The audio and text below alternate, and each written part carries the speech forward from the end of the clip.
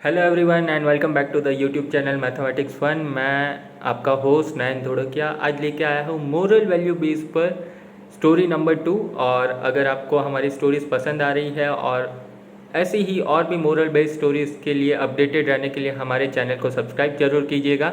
चलिए आइए देखते हैं आज की स्टोरी। एक बार एक 4 साल की छोटी बच्ची और उसकी माँ एक गार्डन में टहल रहे थे। बच्ची के हाथों में 2 सेब थे। बच्ची की माँ ने बच्ची के पास जाकर पूछा, क्या तुम मुझे इन 2 सेबों में से एक सेब दोगी? माँ की यह बात सुनकर बच्ची थोड़ी देर के लिए शांत हो गई। फिर उसने जल्दी से पहले तो एक सेब का एक टुकड़ा अपने दांतों से काट लिया और फिर दूसरे सेब का एक टुकड़ा भी अपने दांतों से काट लिया। बच्ची को ऐसा करते देख बच्ची की माँ थोड़ी मायूस सी हो गई। उसे लगा कि उसकी बेटी में शेयर करके खाने की आदत ही नहीं है।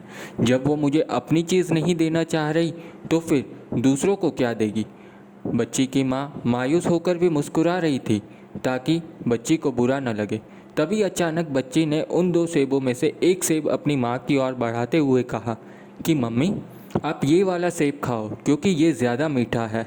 बच्ची की यह बात सुनकर उसकी माँ अचंभे में पड़ गई।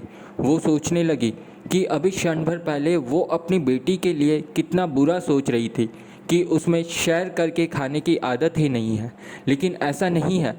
उसकी बेटी तो अपनी माँ के लिए बहुत ही ज़्यादा केयरिंग है। तभी तो उसने खुद खाकर फिर ज़्यादा मीठे वाला सेब अपनी माँ को खाने के लिए दिया। दोस्तों, इस कहानी से हमें यही शिक्षा मिलती है कि अक्सर हम जल्दबाजी में दूसरों के प्रति जैसी अवधारणा बना लेते हैं वैसा होता नहीं है। कई बार लोग हमारे सोचने के बिल्कुल विपरीत होते हैं। इसलिए हमें कभी भी जल्दबाजी में आकर किसी के लिए कोई भी धारणा नहीं बनानी चाहिए, क्योंकि कभी कभी जो दिखाई देता है वो सच्चाई नहीं होती। इस स्टोरी पे मैं कुछ 2 लाइन भी आपको बताना चाहूँगा।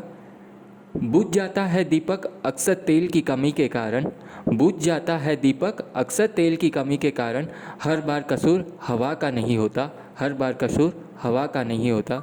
Thank you and have a nice day. Thank you for listening. All the best and God bless you all the students. May these moral values work in your life and you get better success in your future. Thank you and have a nice day to all.